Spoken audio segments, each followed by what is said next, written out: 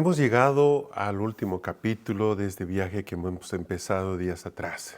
Gracias una vez más por estar con todos nosotros. Estamos muy expectantes de todo lo que el Señor va a completar hoy día a través de todo lo que Él quiera compartirnos, a través del sentir que está poniendo en nuestros corazones para mirar más adelante, mirar de otra forma y también a través de todos los ángeles que están escuchando también esta enseñanza para colaborarnos en todo el trabajo que Dios nos ha dejado como hijos suyos.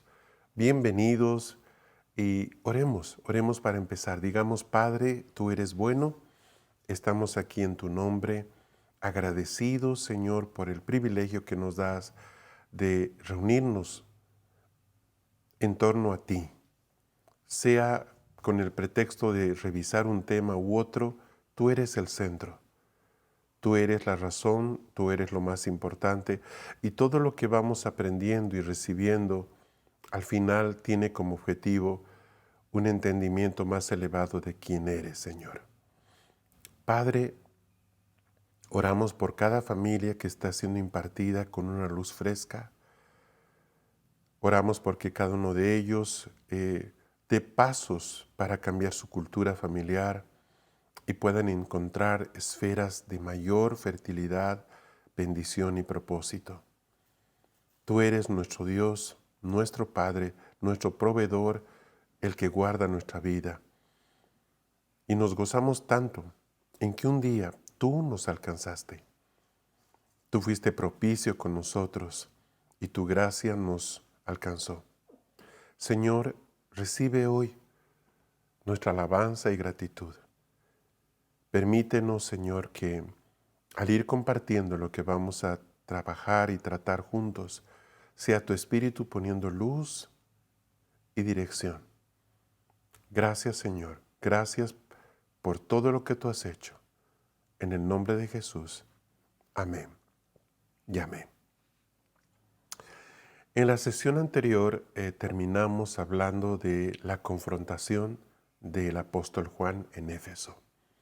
Vimos también cómo el catolicismo se encargó de desempolvar este sistema espiritual y volverlo a poner en cartelera, buscando que se fortalezcan a través de estas doctrinas, estos dogmas de fe marianos, bases para que este culto siga siendo predominante. Nos quedamos ahí. Vamos a retomar precisamente desde ese punto y al final estaremos hablando un poco acerca del sistema que es la Reina del Cielo, pero también mostraremos el sistema que se levanta en contra de esa abominación que es el sistema del reino de Dios. Bienvenidos una vez más y comencemos.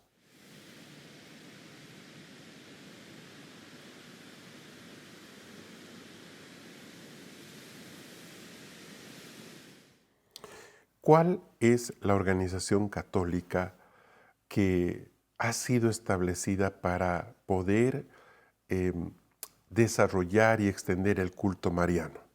Bueno, recordemos en primer lugar que en Mesopotamia es donde este culto se va a formar como un sistema religioso. Hablamos acerca de tres entidades que quiero pues ahora otra vez recordárselas. Primero, Inanna, la más antigua. Luego tenemos Ishtar y por último tenemos a la cananea Astarte o Astarte. Todas estas tomando diferentes aspectos de esta diosa mítica llamada Semiramis. Recordarán ustedes también que dimos algunas características de cada una de ellas. Hablamos, por ejemplo, de que Inanna está conectada con la impureza sexual, Ishtar, llamada la señora de las batallas, está conectada con los sistemas de gobierno de las naciones, y por último, Astarte, que está conectada con todo el sistema de ocultismo y adivinación. Podríamos decir que de estas tres entidades se derivan las siguientes potestades. De Inanna, la impureza sexual, tenemos la lascivia, por ejemplo, la homosexualidad y toda forma de desórdenes sexuales. La lista no pretende ser completa, sino más que nada referencial, de modo que usted puede añadir aquí otra cantidad de cosas orientadas en este tema. En cuanto a Ishtar, la señora de las batallas, tenemos la idolatría, los sistemas de gobierno y, por ejemplo, la esclavitud. Este sistema de comercio que ha hecho tanto daño a las naciones de la tierra. Por último, cuando hablamos de Astarte, estamos hablando acerca del ocultismo, la adivinación, también la masonería y el humanismo. Igual que en el primer caso con Inanna, estas listas para Ishtar y Astarte son solo referenciales. Hay más potestades que podríamos añadir debajo de estas. Ahora, ¿qué ha hecho el catolicismo a través de los dogmas? ¿Qué ha hecho con las diferentes manifestaciones de María, ¿sí? Las advocaciones? Pues bien, podríamos decir que literalmente hay una virgen para cada día del año, gracias a esta industria que es el Vaticano y el catolicismo. Tenemos vírgenes que cubren los 365 días del año, están detrás de órdenes religiosas, monásticas, en fin. Pero si nosotros pudiéramos más o menos esquematizarlas, veríamos que también encontramos tres grandes grupos con tres representantes muy particulares. Tenemos lo que es el género, vamos a decir género, de Inmaculada Concepción, esa virgen que no tiene niño en sus manos, no tiene un bebé. Tenemos Candelaria, que se le identifica porque tiene precisamente una candela en la mano, tiene un niño normalmente coronado, tiene forma muchas veces triangular, aunque no es exclusiva de ella. Y tenemos a Carmen, que también tiene niño en sus manos. Ahora, estaríamos diciendo entonces, a través de este esquema muy general, de que el género de Inmaculada Concepción está muy conectada con Inanna, con la Sumeria, mientras que Candelaria está muy conectada con la Siria babilónica Ishtar y por último Carmen con la cananea Astarte. ¿Para qué nos sirve este diagrama? ¿Qué utilidad tiene? Bueno, muy sencillo.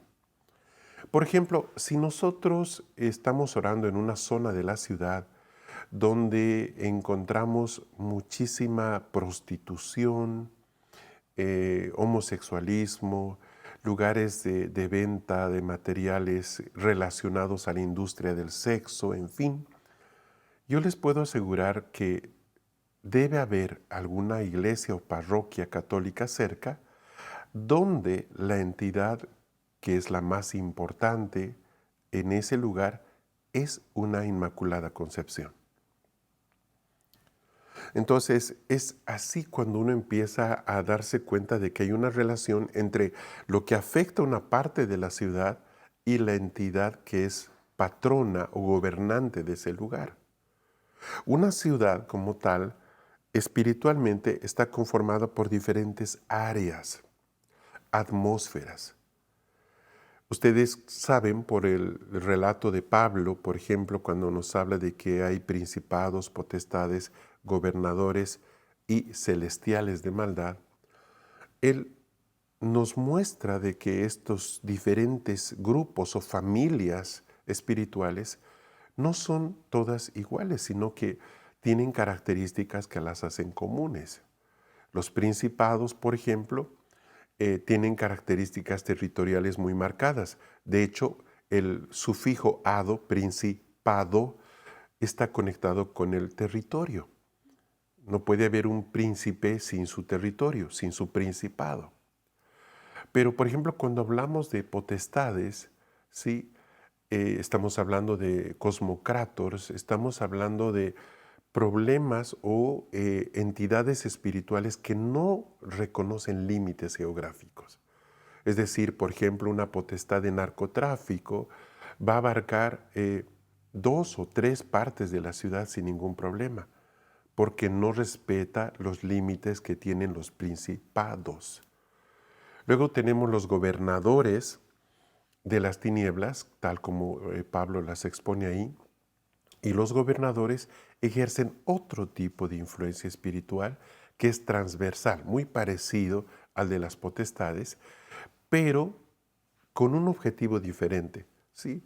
Las potestades buscan el deterioro del ser humano, lo vuelven en personas viles, inservibles. En cambio, los gobernadores espirituales son entidades que buscan más bien usarlos, pero no desde la depravación, sino desde la contaminación y el gobierno de diferentes áreas. Por ejemplo, la educación. Por ejemplo, el arte.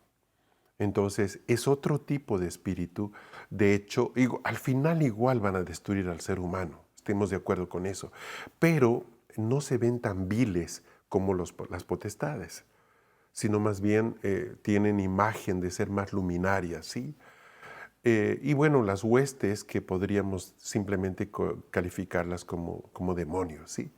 Hago estas referencias sin querer entrar ya propiamente a una descripción un poco más tipológica, más específica, para poder explicar de que estas entidades a las que estoy haciendo referencia, es decir, estos 3 tipos de gobernantes espirituales, tienen características que pueden ser descritas en ese sentido. Por ejemplo, todo lo que es Inanna va más con el tema de potestades.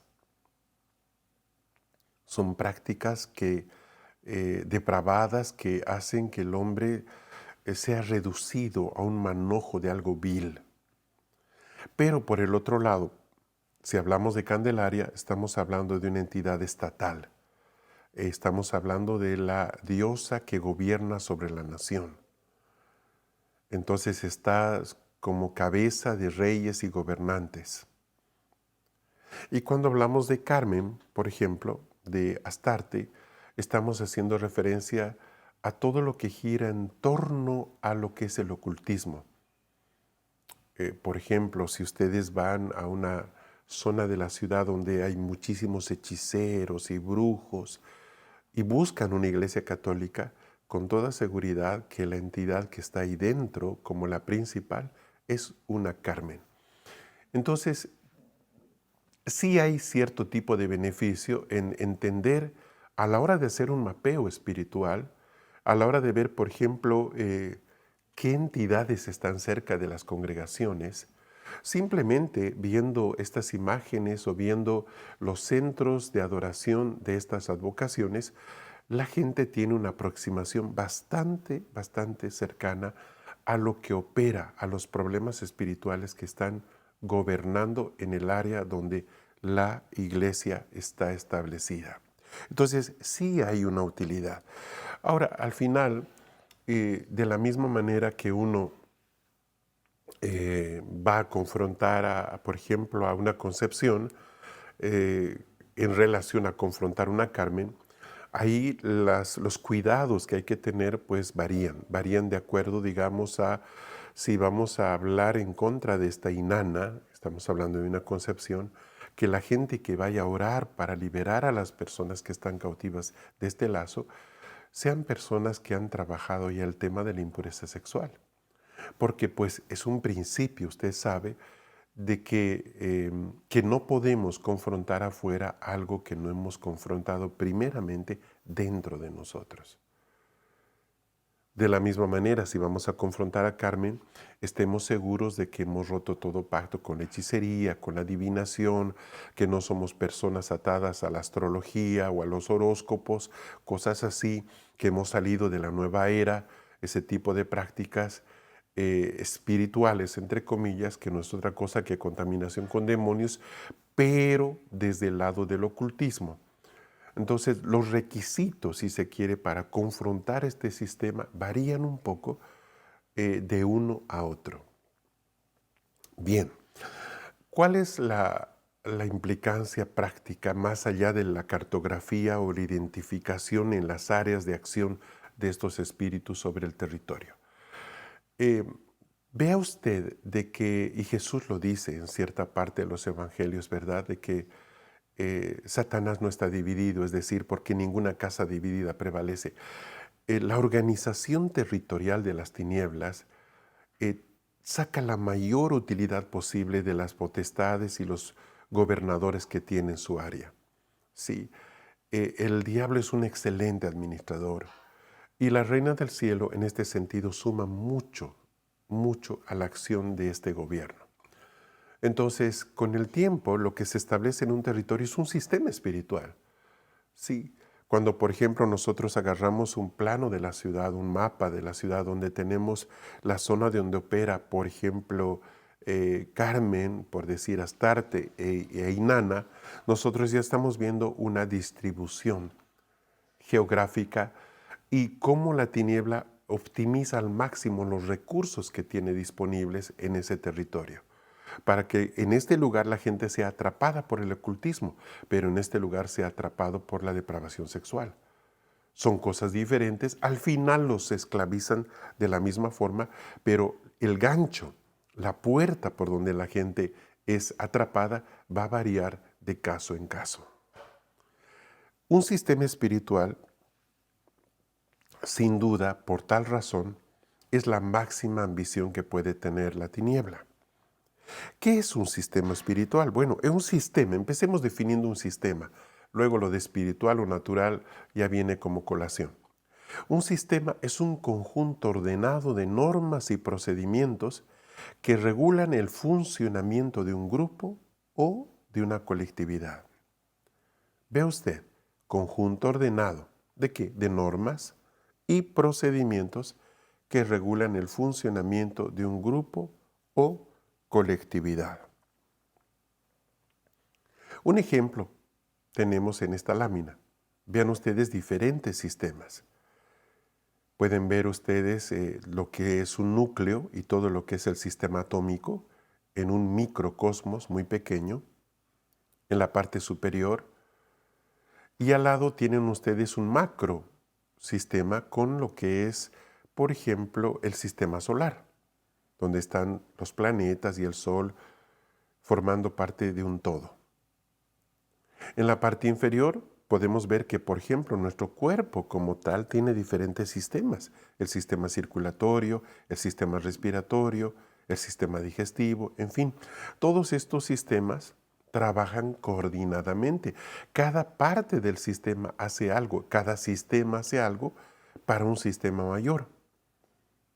Y a nivel de una ciudad, por ejemplo, todo lo que opera a través de la combinación entre un ecosistema y un sistema de vida en una ciudad, en un vecindario, en una población, pues de la misma forma tenemos al sol, el generador de energía, y al mismo tiempo tenemos las plantas, tenemos la generación de residuos de los animales, todo lo que produce lo que es la biomasa, el procesamiento de los residuos urbanos, en fin. La idea es de que se produzca una interconexión entre cada parte. ¿Para qué? Para que lo que se desecha de uno sea útil para otro y en ese sentido se vaya formando un gran macrosistema. Pues, ¿qué pasa con lo que es espiritual? De la misma forma, un sistema espiritual va a estar conformado de diferentes elementos que van sumando unos a otros, cada parte con otra parte, el funcionamiento de todo lo que es el desarrollo de un ser humano, pero no ya desde la parte biológica solamente, sino también desde la parte anímica o la parte espiritual. El ser humano es un ser muy complejo, tiene una naturaleza triple. Primero, una biológica, humana, donde tiene un cuerpo con diferentes sistemas. Luego tenemos una parte psíquica, donde está el alma y donde hay otra cantidad de partes o subpartes que operan juntas. Y por último tenemos el espíritu humano, que también tiene partes que se conectan con lo que es el Espíritu Santo, partes que se conectan con el alma. La idea es que Dios ha creado el ser humano, espíritu, alma y cuerpo, para que funcione como una sola entidad. Es decir, para que el espíritu pueda, por ejemplo, sanar al alma y el alma pueda sanar al cuerpo. Entonces, cuando nosotros vemos ese acuerdo que hay entre espíritu, alma y cuerpo, entendemos al final de que nosotros somos seres únicos, somos seres que han sido creados para funcionar como una unidad. Una persona no puede pues decir estoy bien en el espíritu pero estoy mal en el alma, ¿sí? La idea es que haya una correlación entre estas tres partes que nosotros tenemos.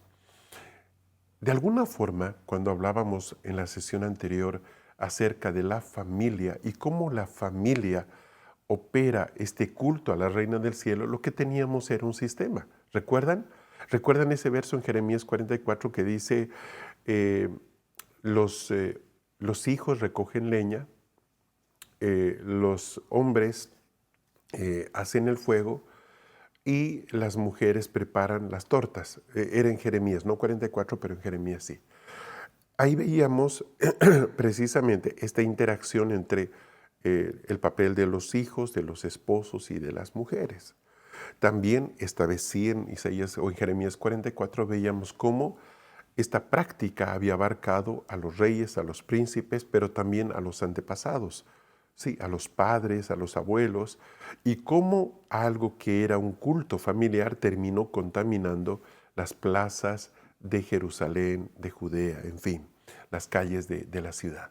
Entonces ustedes ven este sistema que nace en la familia, es el sistema que es de la Reina del Cielo, termina afectando el sistema de gobierno de la nación, pero también termina contaminando el territorio.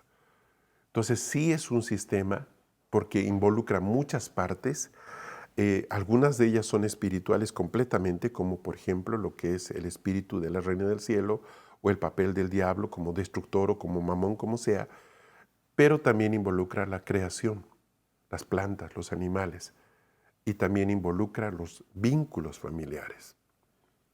¿Cómo se desarrolla ahora, mirando un poco más en microscopio, en lupa, en acercamiento, cómo se desarrolla el culto a la Reina del Cielo?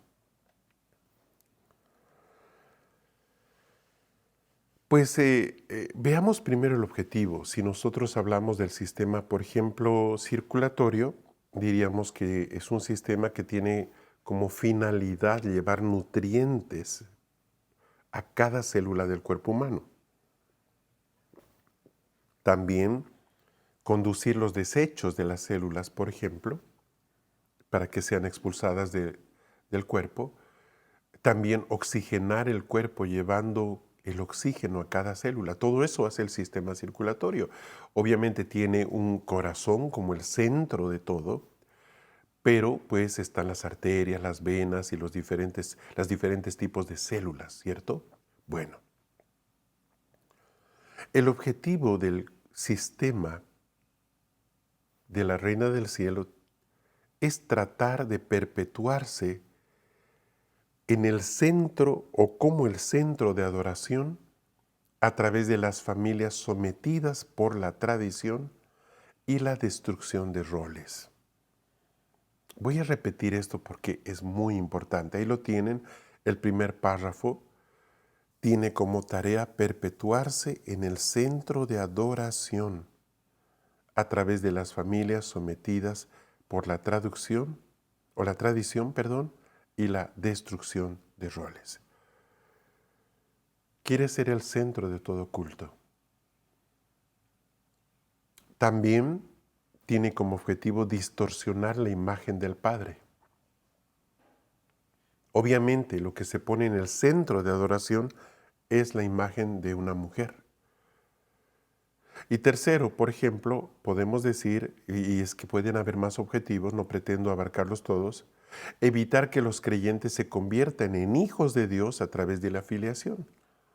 Los deja como siervos, pero no como hijos. Para mí, lo más dañino del culto a la Reina del Cielo es la distorsión de la imagen del Padre. Ese concepto que te enseñan dentro, por ejemplo, del catolicismo, de que el Padre como que no tiene mucho tiempo para atendernos y que es mejor ir a la mamá, porque la madre sabe cómo llegar al Padre. Y eso va en contra completamente de la palabra, porque Jesús dijo, yo soy el camino, la verdad y la vida, nadie viene al Padre sino por mí. Pero se nos va a enseñar dentro del canon de que nosotros necesitamos de María, porque para llegar al Hijo tenemos que llegar primero a la Madre. Y eso es algo que está contraindicado en la palabra muy, muy claramente. Jesús dice, por ejemplo, que mi madre y mis hermanos son los que hacen la voluntad de Dios. Precisamente cuando María va a buscar a Jesús, ese episodio en los evangelios, y Jesús no la recibe. Sencillamente no la recibe. Por el otro lado, dentro del catolicismo te dicen o te dan como ejemplo las bodas de Caná para argumentar de que es a través de la intercesión de María que Jesús hace el milagro. Pero van a darse cuenta ahí que Jesús no la llama madre, la llama mujer. Entonces, es fácil cuando se saca algo de contexto argumentar algo que es falso y llevas a un derrotero totalmente equivocado. Lo cierto es que nosotros tenemos libertad para acercarnos a Jesús. De hecho, nos dice en Hebreos que hay un camino abierto a través del propio cuerpo de Jesús que permite que nos acerquemos a Dios libremente, sin necesidad de ningún otro intermediario o intercesora. Decir que necesitamos de un intermediario o intercesora para llegar a Jesús es una tremenda mentira, es algo totalmente falaz. No necesitamos eso. Jesús es el único intermediario que nosotros tenemos entre nosotros y el Padre y tenemos el acceso libre y abierto al trono de la gracia gracias al cuerpo partido de nuestro Señor Jesucristo. Así que toda esta argumentación es falso, es ridículo, pero por muy falso o ridículo que sea, se lo ha enseñado y muchísima gente a lo largo de estos más de 1500 años lo ha creído. Lamentablemente lo ha creído y lo sigue creyendo. Por lo tanto, no es para nada pequeño pararnos sobre esta verdad y seguirla proclamando. ¿Cómo se conecta este culto, este sistema de culto de generación en generación? Bueno, utiliza la iniquidad como conector intergeneracional para pervertir y no permitir la activación de la semilla que Dios ha puesto en sus criaturas. Permítame tomarme unos instantes para poder explicar cuál es el papel de la iniquidad.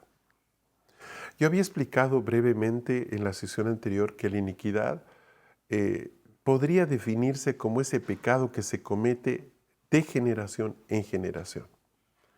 Entonces, algo muy usual dentro del catolicismo, dentro de ciertas prácticas de hechicería comunitaria, giran en torno a una mujer, a una machi, diríamos, dentro de los mapuches, a una vidente dentro de la nueva era, que enseña a sus descendientes cómo conectarse con estas entidades espirituales, cómo realizar los ritos y las ofrendas, cómo agradar a la tierra, llámese Pachamama, llámese Reina del Cielo, llámese Virgen, en fin. Y esto se transmite de generación en generación. Entonces, cuando algo así se repite, pues hablamos de que se va formando en base a un pecado una línea de iniquidad. Esta línea de iniquidad conecta una generación con la siguiente y con la siguiente y con la siguiente. Algo muy común o era por lo menos muy común antes en el catolicismo, era que las abuelas, y digo en femenino, abuelas, sean las más empeñosas en, por ejemplo, hacer, bautizar y que los nietos hagan la primera comunión y la confirmación. Es decir, que practiquen esos sacramentos que la Iglesia Católica tiene como tan importantes. No solo eso, era usual de que se le ponga nombre a los niños que estén en relación con el santo o la santa del día de su nacimiento, por ejemplo. Entonces, yo creo que en el fondo el papel de las madres y abuelas es mucho más tenaz de lo que a veces nosotros nos damos cuenta para la formación de una cultura familiar. Esto es algo muy evidente en culturas como la mexicana, pero no por eso deja de ser poco ilustrado o ilustrativo en otras culturas como por ejemplo la colombiana o inclusive la italiana, hablando de Europa. Lo propio debe pasar seguramente en muchos pueblos africanos o asiáticos. Entonces, hay un papel que toma la mujer cuando es hija, luego cuando es madre y luego cuando es abuela, para de alguna forma defender una forma de patrón cultural. Y es eso lo que termina convirtiéndose con el tiempo en iniquidad. Una de las formas de esta manifestación de iniquidad es la manipulación. Algo que lo vemos muy graficado en esta nefasta reina que es mencionada en la Biblia, Jezabel, como ella a través de la manipulación gobierna en Israel, y aunque ella no era la reina en oficio, es decir, hay un Acab, hay un rey que es la cabeza del reino, ella es la que sin embargo toma las decisiones, manipula a los ancianos y a los jueces inclusive, y provoca la muerte de un inocente llamado Nabot, en el caso pues de la historia bíblica, ¿verdad? Entonces diríamos que el conector intergeneracional es precisamente la iniquidad. Ahora, hay conectores que son buenos, que son positivos, y hay conectores que son negativos. Hablemos de algunos conectores positivos entre generaciones, ¿sí? Por ejemplo, la bendición.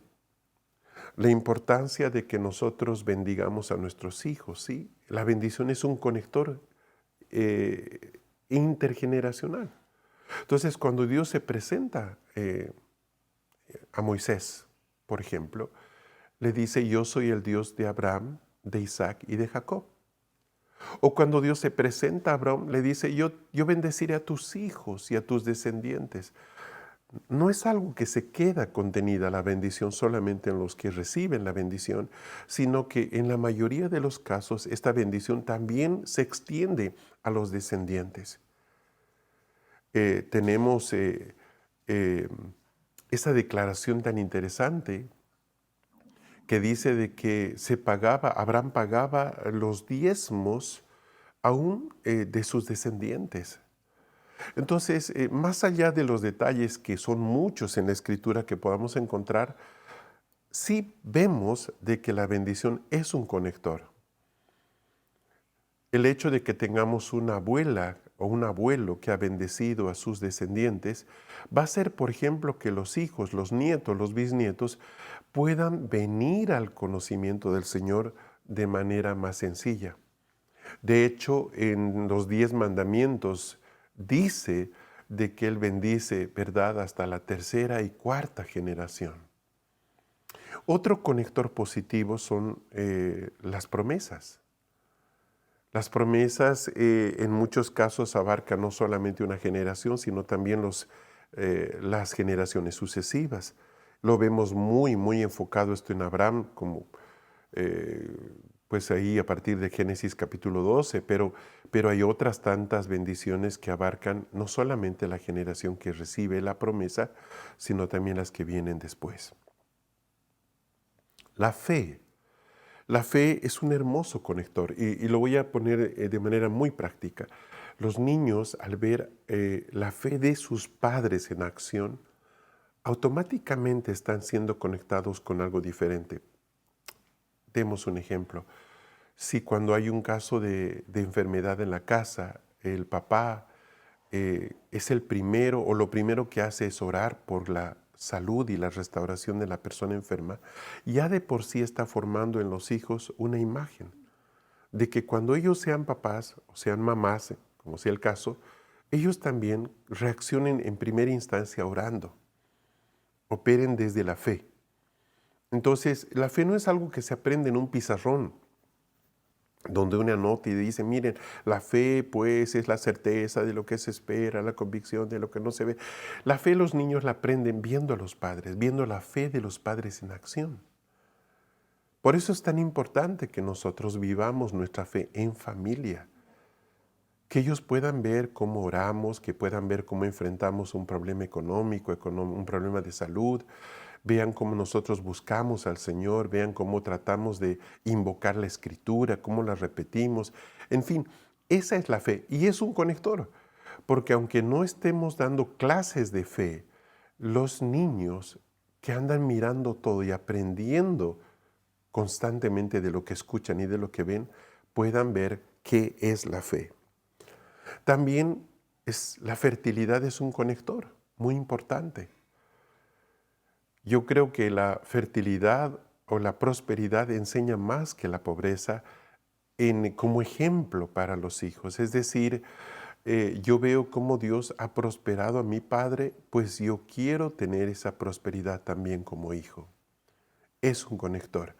Y es que en el fondo yo no creo que haya un padre que no quiera que lo que ha ganado en la vida se vaya a la tumba con él. Yo creo que en el fondo todo papá o toda mamá quiere dejar algo de legado a sus hijos, sea a través de una herencia, sea a través de otro tipo de bienes, pero sin duda la fertilidad deja herencia. Por el otro lado, una persona pobre que nunca tuvo nada, pues no puede dejar nada, material por lo menos, a sus descendientes. Entonces sí hay conectores positivos que nosotros mismos podemos usar para mostrar y glorificar a Dios en nuestra casa, así como hay conectores negativos. Ya mencioné la iniquidad en primer lugar, pero también hay otro tipo de conectores, por ejemplo las deudas. Si un padre deja deudas al morir, esos hijos van a tener que enfrentar esas deudas. Y tenemos enseñanzas en la Biblia, en la palabra, de cómo, por ejemplo, se debería trabajar este tema cuando moría alguien. Tenemos el tema de los conectores de enfermedad, o pensemos, por ejemplo, en enfermedades genéticas, enfermedades hereditarias.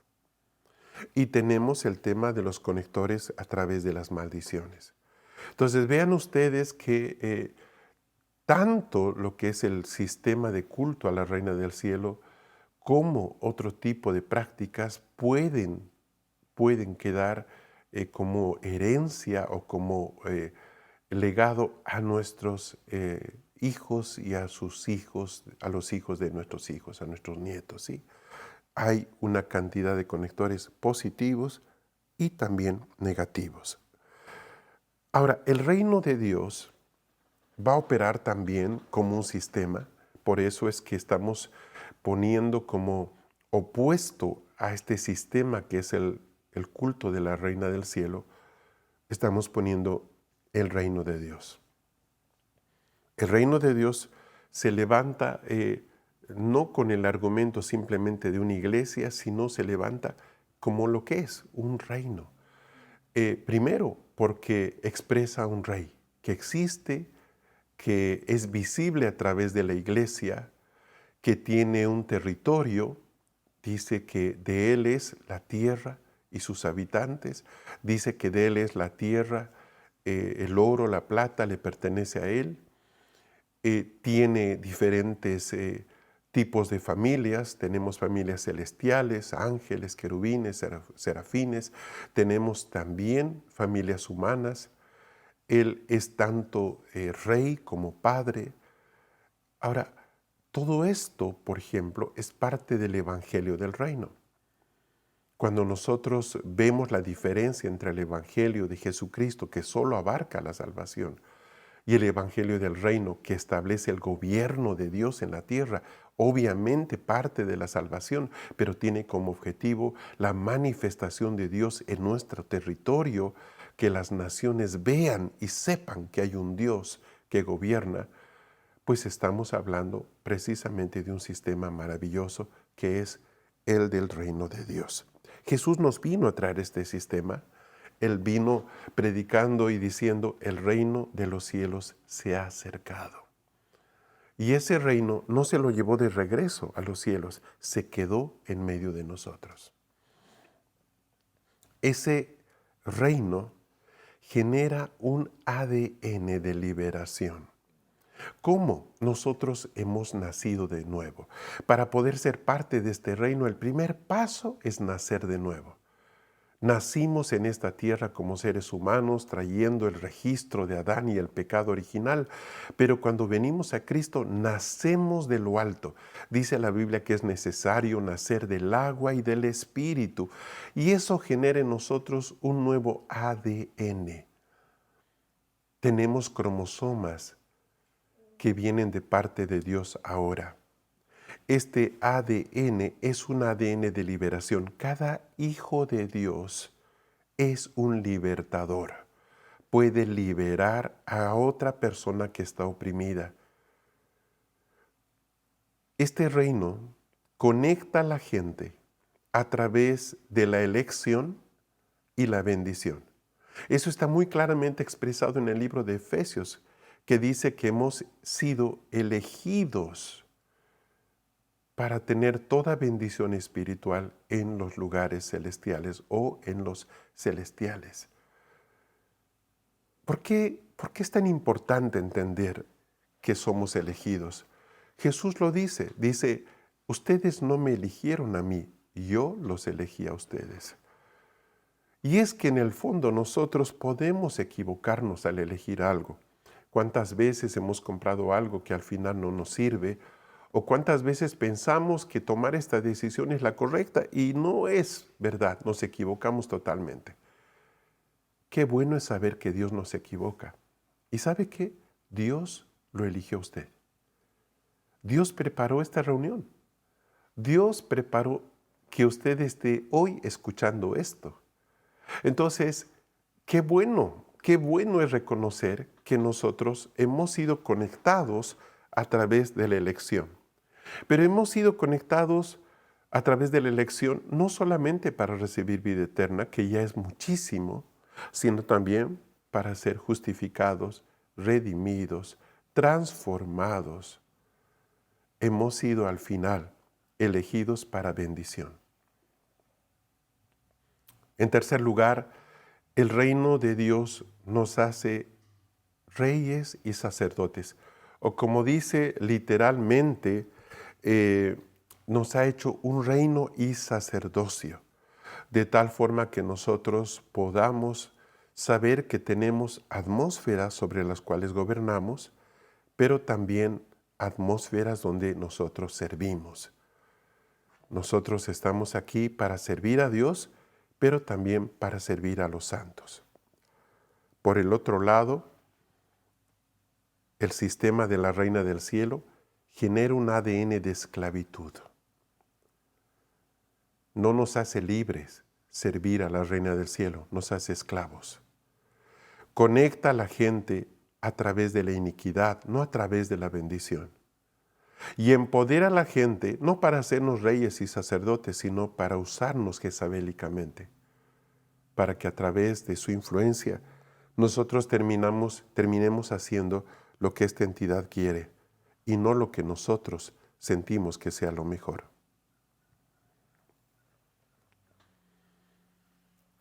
Estos dos reinos, el reino de Dios y el reino de la Reina del Cielo, se expresan de maneras diferentes.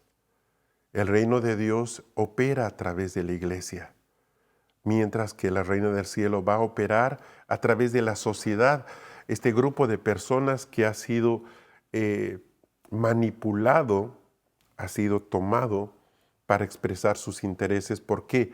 Porque pues necesita puertas. Esta entidad que se siente en las puertas necesita de puertas.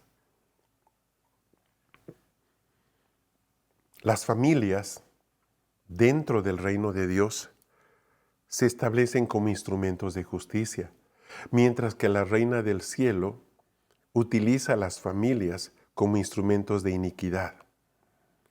Las va a llevar a que simplemente sirvan para transmitir su contaminación y su influencia de generación en generación. No nos va a llevar a algo bueno. Va a buscar que las familias contaminen a otras familias y de esa manera poder ganar influencia paulatinamente. ¿En qué sistema usted está viviendo hoy? ¿Dónde Dios nos quiere establecidos? ¿Qué es lo que quiere el Señor que nosotros hagamos? Definitivamente los pensamientos de Dios son de bendición, son de prosperidad. Él nos ha elegido no para destruirnos, nos ha elegido para glorificarse. Dice la palabra que Él se glorifica en que nosotros llevemos mucho fruto. Así que, hermanos, seamos sabios y escojamos correctamente.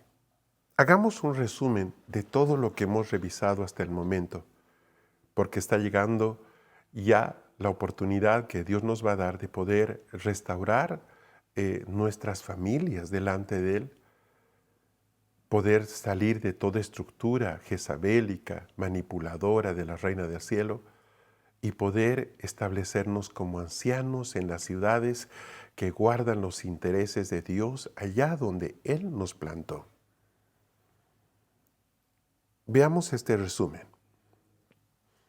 Hemos visto que la Reina del Cielo es tanto un sistema espiritual como una entidad.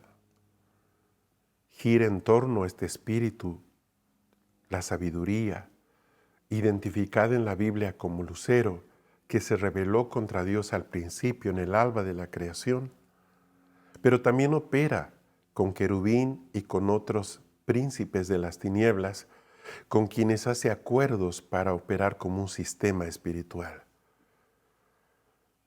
Como sistema espiritual opera conectado con el sistema financiero y el sistema de salud. Como sistema utiliza la iniquidad de conector para transmitirse de generación a generación. El sistema de la Reina del Cielo logra sujetar al hombre caído a través de la desobediencia, mientras que Dios nos conecta con el reino de su presencia, con el reino de los cielos, a través de la obediencia. La reina, como entidad, es un principado que gobierna sobre personas, ciudades y territorios. Claramente esto lo vemos en esa confrontación que se da en Éfeso, pero también en las declaraciones que están en Génesis. Muy fuertemente y muy evidenciado también lo encontramos en Apocalipsis a partir del capítulo 18. Vemos que esta entidad establece sistemas religiosos de sometimiento, no de libertad. Dentro de las familias desarrolla un sistema de deshonra y matriarcado, donde el padre de familia simplemente es un proveedor financiero, pero es una persona desprovista de autoridad, de honra, del reconocimiento que se merece como padre. Y es que es evidente, si este sistema busca sacar a un lado al Padre de las luces, al Padre eterno, obviamente que el sistema de la Reina del Cielo aborrece a toda forma de gobierno que gira en torno a un Padre, sea Dios como Padre, sea el pastor como la autoridad o el obispo de la congregación, o sea el padre de familia. Va a pasar por encima de él, va a tratar de destruir este sistema de autoridad que viene por línea paterna. Ahora, Yo sé que estamos viviendo en un tiempo donde Cristo está consumando todas las cosas, donde ya no hay judío, ni griego, bárbaro, ni escita, ni tampoco hay hombre o mujer. Es Él y su gobierno el que se presenta como la reconciliación final de todos esos opuestos. Pero sin duda, a pesar de que en Cristo no hay hombre ni mujer, como familias cristianas tenemos roles. Hay cosas que el hombre está llamado a hacer porque es su responsabilidad. Y hay roles que la mujer tiene que hacer porque Dios lo ha establecido así y es su responsabilidad. Como también hay cosas que los hijos deben hacer y es parte de su responsabilidad. Cuando nosotros no respetamos estas cosas, nos exponemos a caer justamente en este sistema de la Reina del Cielo. No está bien que decidamos cosas en la familia, por ejemplo, sin consultar con el papá. Es correcto honrarlo. Como es correcto, por ejemplo, que el esposo ame a la esposa y se entregue a ella como Cristo se entregó por su iglesia.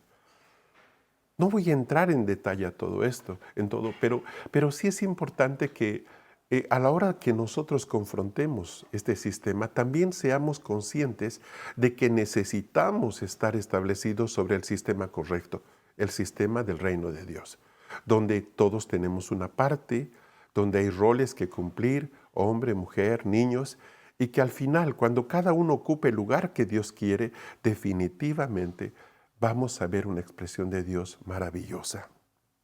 La manipulación y la seducción son parte de este sistema de la reina. Lo que ella no puede manipular va a tratar de seducir. Y cuando ni la manipulación ni la seducción logran el resultado, el último recurso es la intimidación. ¿Por qué? Porque básicamente lo que quiere este espíritu es que hagamos lo que Él quiere que hagamos y no lo que nosotros deseamos hacer. Para esto va a buscar primero seducirnos y luego intimidarnos. También parte de este sistema está en la suplantación, en el tomar el lugar de. Así como se transmite la idea de que necesitamos un mediador para llegar al Padre, que de hecho lo tenemos, es Jesucristo, ahora aparece el argumento de que necesitamos también un mediador para llegar al Hijo, para llegar a Jesús. Y se nos presenta la muy cariñosa imagen de una mamá o de una mujer como la intermediaria. Vimos que este espíritu ataca la economía y la salud de todas las personas que tratan de ser libres de su telaraña. Es decir, estos dos leones de esta reina sentada normalmente son Farmaqueia y Mamón. Hemos aprendido de que debemos pararnos en contra de estos dos y reprender los espíritus que están detrás de las enfermedades y de la pobreza, porque Dios no nos ha llamado para destrucción, sino para salvación. Él se goza en que llevemos mucho fruto, y esto es tanto financiero como también en el área de la salud. No quiero decir con esto que no pueda haber personas que pasan por periodos de sequía porque Dios está tratando algo en ellos. Como decir también que es importante de que una persona enferma puede estar enferma, no necesariamente porque está bajo el ataque de la Reina del Cielo, sino porque Dios ha establecido tratar algo en nuestras vidas. Vemos este caso en Pablo. Pablo dice que él había orado por ese problema que él tenía, que entendemos, por lo menos entendemos de que era un problema en los ojos, un problema de salud, pero Dios le dijo, no te voy a responder, no lo voy a hacer. Quiero que tú simplemente te goces en mi gracia. Entonces, no es la idea que nosotros terminemos juzgando a aquella persona que está pasando por un tema económico difícil o está pasando por un tema de salud. Lo único es tratar de entender, estar seguros de que eso no viene por el lado equivocado, por el lado contrario. y que quien está realmente detrás de eso no es nada más ni nada menos que un espíritu, en este caso, que viene enviado por la Reina del Cielo, de Mamón o de la destrucción de la riqueza o de enfermedad o un espíritu de farmaqueia. Es simplemente el tener el recaudo para estar seguros. También vimos que se transfiere por herencia, por una línea de iniquidad. Esto provoca un desvío de la fe verdadera, hace que nos enfoquemos no tanto en lo que nosotros somos, sino en lo que nosotros podamos hacer. Y una pregunta muy sencilla, por ejemplo, para una persona que está dentro del catolicismo o dentro de otras prácticas, en el hinduismo, en el taoísmo, en fin, es si usted hoy día muere, ¿dónde se va? Yo recuerdo que en mis años muy jovencito en el catolicismo, yo hice esa pregunta a un sacerdote y él me respondió simplemente con estas palabras: solo Dios lo sabe. Y obviamente no dan mucha confianza, ¿verdad? Porque si tenemos un Salvador que no nos da una salvación garantizada, ¿qué tipo de Salvador tenemos? Es interesante que cuando uno lee la vida de Lutero, de Martín Lutero, justamente este tema es algo que le atormentaba. El nunca llegar a la convicción de que ya, si algo le pasa, se va con el Señor. Y eso fue lo que provocó esta búsqueda interna que al final termina en lo que todos nosotros ya conocemos.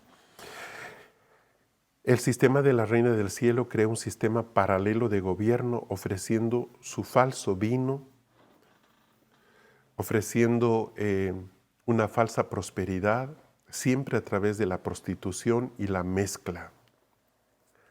Es comerciante, se la reconoce como una comerciante de almas. Cuando se la ve en el Apocalipsis, sabemos que es una comerciante de almas. En Proverbios se habla de la prostituta como aquella que es la cazadora del alma del hombre y los reduce a un bocado de pan. ¿Se acordarán ustedes el texto? Tiene diferentes papeles y roles, se la asocia con la fertilidad, con el ocultismo, con la protección del hogar, con las apariciones, con la fundación de ciudades, aún en su nombre, con el matriarcado, y la lista puede crecer y puede ser aún más extensa.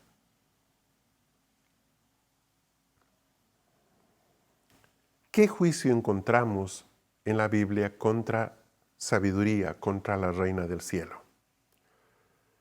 Pues bien, en el libro de Apocalipsis, en el capítulo 18, encontramos 3 versículos muy reveladores que expresan precisamente el juicio de Dios hacia sabiduría. Dice: después de estas cosas, vi a otro ángel descender del cielo, teniendo gran autoridad, y la tierra fue iluminada con su resplandor. Verso 2. Y clamó con voz potente, diciendo: cayó la gran Babilonia, y se convirtió en habitación de demonios, y guarida de todo espíritu inmundo, y guarida de toda ave inmunda y aborrecida. Verso 3. Porque todas las naciones han bebido del vino ponzoñoso de su fornicación, y los reyes de la tierra fornicaron con ella, y los mercaderes de la tierra se enriquecieron con el poder de su lujuria. Noten que el juicio de Dios básicamente expresa la caída de esta Babilonia y cómo se convierte en habitación de demonios. Ahora, ¿de qué está hablando aquí? ¿Cómo es eso de que se convierte en habitación de demonios? Bueno, aquí hay una referencia muy interesante a un pasaje de la Escritura que está en el libro del profeta Isaías. Les voy a llevar a ese texto. Estoy hablando de Isaías, capítulo 47.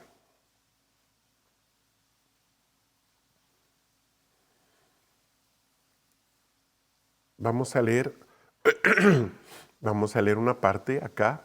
Es un juicio muy interesante que de hecho nosotros lo hemos usado muchísimas veces para declararlo contra esta entidad en diferentes ciudades y países. Dice en Isaías 47, versículo 1, baja y siéntate en el polvo, virgen hija de Babilonia, entra a la tienda, hija de los caldeos, porque nunca más volverás a ser llamada tierna y delicada. Toma las piedras del molino y muele el grano, quítate el velo y levántate el faldón, muestra tus muslos al vadear los ríos. Descúbrase tu desnudez y sea vista tu vergüenza. Tomaré venganza y no habrá quien interceda. Él nos está redimiendo, cuyo nombre es Jehová Sabaoth, el Santo de Israel. Dice, oh hija de los caldeos, siéntate y calla y entra en la tiniebla, porque nunca más te volverán a llamar soberana de los reinos. Indignado contra mi pueblo, desprecié mi heredad y la entregué en tu mano. No tuviste compasión de ellos. Abrumaste con tu yugo a los ancianos, diciendo, seré señora por siempre jamás. Sin considerar esto, sin pensar en el desenlace. Ahora pues escucha esto, oh mujer lasciva. Tú que reinabas confiadamente y te decías, yo y nadie más que yo. No me quedaré viuda ni perderé a mis hijos. Estas dos cosas te sobrevendrán de repente, en un mismo día. Viuda y sin hijos te verás al mismo tiempo. En su plena medida ya viene contra ti, a pesar de la multitud de tus hechizos y de tus poderosos encantamientos, porque te confiaste en tu maldad, diciendo, no hay quien me vea. Fuiste pervertida por tu arrogante ciencia y dijiste en tu corazón, yo y nadie más que yo. Pero vendrá sobre ti una desgracia que no sabrás conjurar. Caerá sobre ti una calamidad de la que no te podrás librar. Antes que puedas darte cuenta, la devastación vendrá sobre ti de repente. He leído Isaías 47 desde el versículo 1 hasta el versículo 11. Pueden continuar porque el juicio continúa aún. Dice, persiste ahora en tus conjuros y en tus muchas hechicerías con las que te has desvelado desde tu juventud. Quizás puedas sacar un provecho, quizás ocasionar temor. Estás perdida en la multitud de tus consejos. Levántese ahora los que reparten los cielos y los que contemplan las estrellas y los pronosticadores, y que te salven de lo que te sobrevendrá. He aquí serán como paja, y el fuego los consumirá. No podrán librar su vida del poder de unas llamas que no son precisamente brasas para calentarse, ni lumbre ante el cual uno pueda sentarse. Así han sido para ti aquellos por los cuales te afanaste, aquellos con quienes has traficado desde la juventud.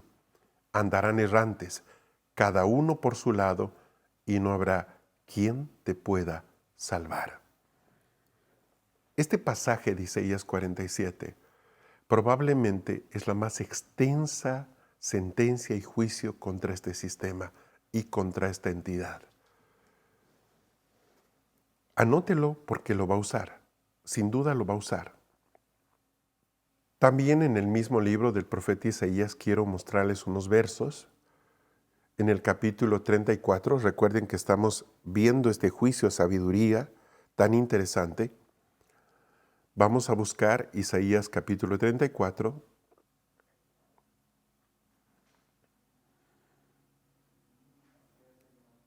Aquí decía precisamente de que se ha convertido en habitación de demonios y en guarida de todo espíritu inmundo, en el versículo 2. ¿Se acuerdan? Apocalipsis 18:2, ahí lo están viendo.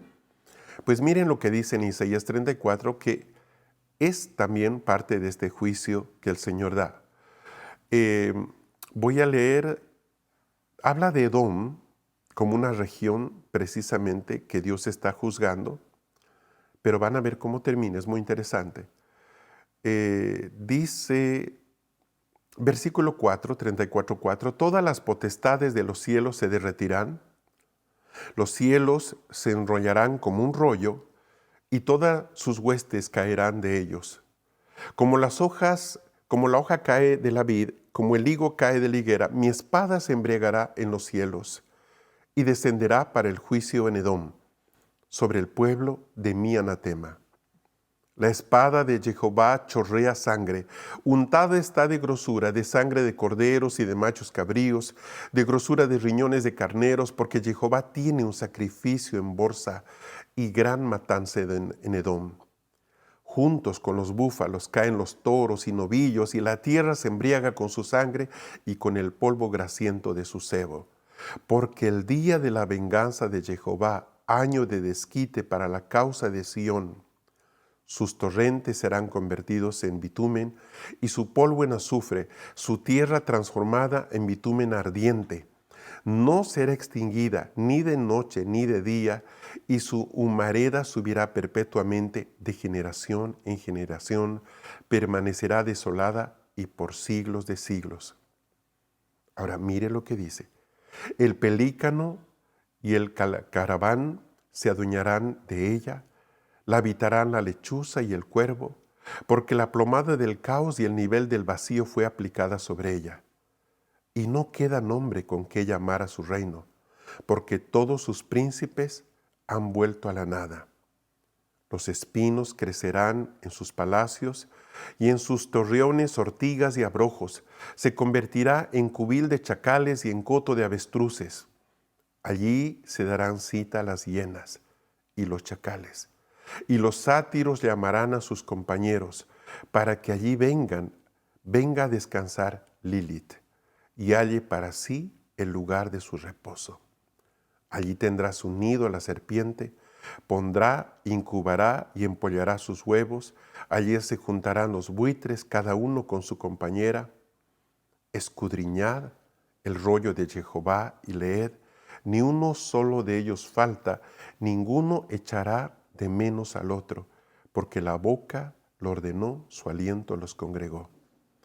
Él le ha echado suertes y su mano le repartirá cordel, la heredad para siempre, se quedarán allí de generación en generación.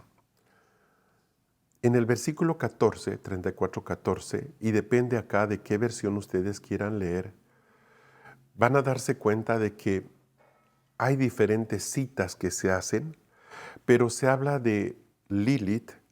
Lilith es graficada como ese ser con alas que yo les mostraba días atrás, que les dije que precisamente era se había encontrado en Babilonia y era muy conocido en ese tiempo. Permítanme, lo estoy buscando para que lo puedan ver un momento y lo recuerden. Ahí está, se los muestro. A este personaje también se le llama Lilith. Y es interesante que se esté hablando, esta profecía vaya a Edom, un territorio, pero se ordena a este personaje, a Lilith, a esta reina, ir a ese lugar y habitar con estos animales que básicamente son representaciones de espíritus inmundos. Por ejemplo, la Biblia de las Américas, hablando en este pasaje, dice, las fieras del desierto se encontrarán con las hienas, el macho cabrío llamará a los de su especie, sí, el monstruo nocturno se establecerá allí y encontrará para sí lugar de reposo. Ahora, otras versiones, ya dependiendo de la que ustedes quieran usar, sí, van a darse cuenta de que ahí aparecen diferentes nombres que se utilizan, todos ellos unos más interesantes que otros. Pero, ¿por qué lo menciono? ¿Por qué lo menciono? Básicamente porque de lo que se trata aquí es que nosotros podamos darnos cuenta que el juicio que está soltando el Señor al final en el capítulo 19 de Apocalipsis o 18 de Apocalipsis es un juicio que ya estaba soltado desde la antigüedad. Precisamente cuando dice en el versículo 2, cayó la gran Babilonia, se convirtió en habitación de demonios y en guarida de todo espíritu inmundo y guarida de toda ave inmunda y aborrecida. Aquí está hablando de una ciudad, Babilonia. Pero recuerden ustedes que se hace la ciudad, la entidad, con el príncipe que gobierna la entidad. Ahí entra el concepto de principado. Entonces, hay una relación directa en este juicio de Dios. Por último, hay un juicio también a querubín, y está en Apocalipsis capítulo 20, del 1 al 3. Dice, vi a un ángel que descendía del cielo teniendo la llave del abismo y una gran cadena en su mano, y prendió al dragón, la serpiente antigua, que es el diablo y Satanás, y lo ató por 1000 años. Y lo arrojó al abismo y lo encerró y puso un sello encima de él para que no engañara más a las naciones hasta que fueran cumplidos los 1000 años. Después de estas cosas es necesario que él sea desatado por un poco de tiempo. No voy a entrarme a explicar este pasaje porque sin duda nos vamos a perder en muchas explicaciones escatológicas y no es el objetivo. Lo único que hago al querer mencionarles estos dos pasajes es que ustedes puedan ver que si Dios juzga especialmente y de manera muy dura y en más de un pasaje, juzga a sabiduría, a lo que es la reina del cielo. Y también hay un juicio contra querubín.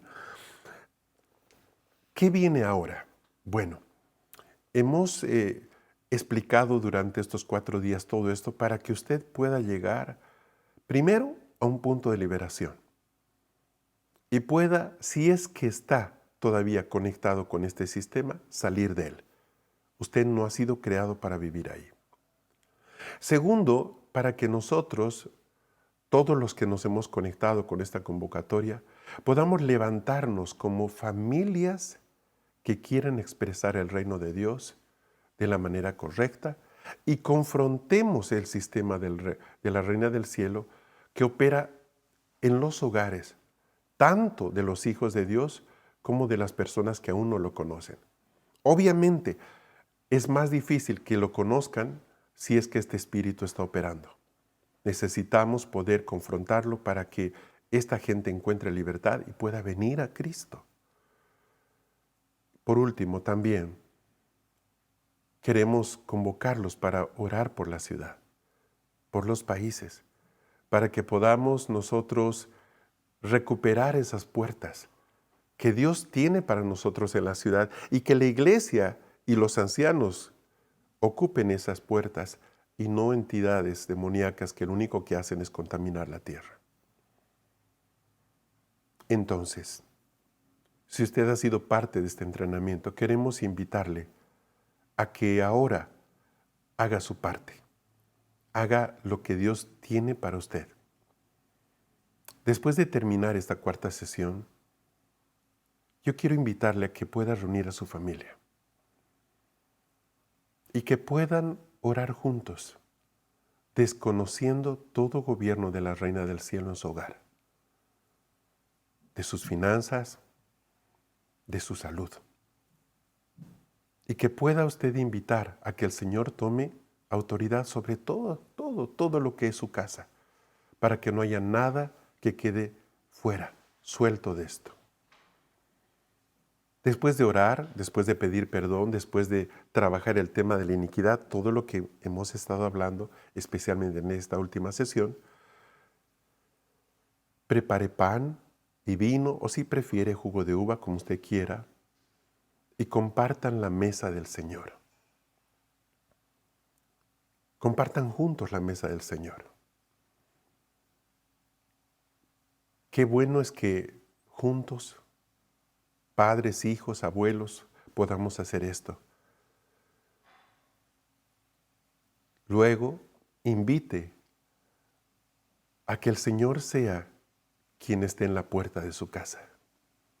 No más esta entidad, no más sus emisarios, sean los ángeles del Señor, su presencia quien esté en la puerta y en toda la habitación, en toda habitación de la casa. Hágalo al terminar esta última sesión. No espere. Reúna su casa y hágalo. Si tiene a sus hijos en otro país, llámeles. Cuéntele lo que ha pasado. Pásele los enlaces para que pueda ver el material.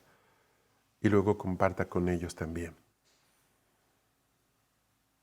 Mañana, después de que usted termine estas acciones, la misma noche que vea este material, al día siguiente, quiero invitarlo a que pueda salir a la ciudad. Hable con sus pastores.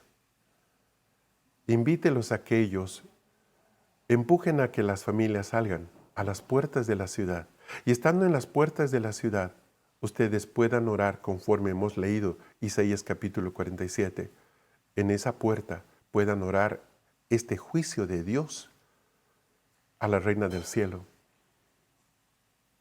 Desconozcan su gobierno, reprendan su acción sobre la ciudad e inviten a Dios para que Él, el que tiene las llaves de la puerta, el que abre y nadie cierra y el que cierra y nadie abre, se establezca en las puertas de la ciudad. Y sean los ancianos, los intercesores, los hijos de Dios, los que estén en la puerta de la ciudad. Sé que para muchos probablemente esta última tarea sea un poco difícil, o porque su pastor no es parte de todo esto, o sencillamente por otra razón. Haga las cosas hasta donde pueda, hasta donde le sea posible. El Espíritu de Dios lo va a guiar. Pero sin duda, si Él permitió que usted pueda escuchar y ver todo esto, no es para que simplemente ahora apague la computadora o el televisor y siga con su vida, sino para que pueda ser libre y para que pueda liberar a otras personas. Reúna personas que son amigos de la familia, familiares, en fin, y comparta todo esto.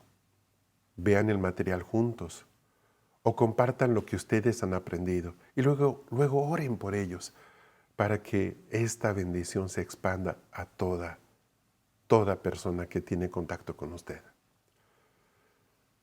Quiero terminar declarando que el Señor no hace nada casual. Si Él ha permitido que usted sea parte de este entrenamiento y ha concluido todo el material, que Dios lo guíe, que Dios lo empuje y que se dé cuenta de que cada uno, sin importar su experiencia, su tiempo en Dios, o no importando de dónde Dios lo sacó, puede liberar a otro.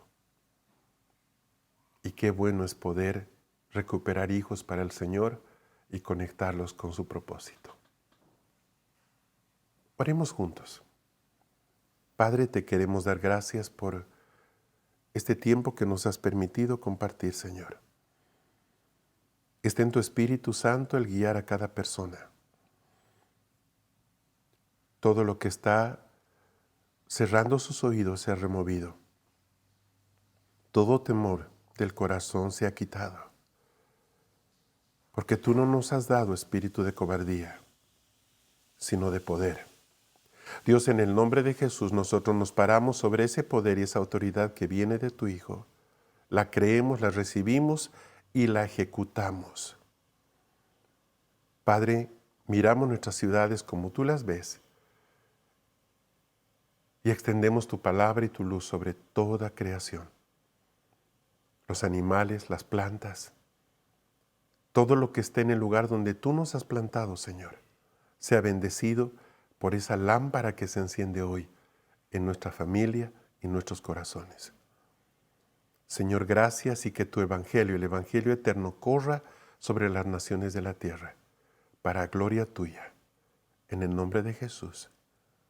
Amén y amén. Muchas gracias por haber sido parte de este entrenamiento. Sigue en contacto con nosotros, escríbanos, cuéntenos lo que Dios está haciendo.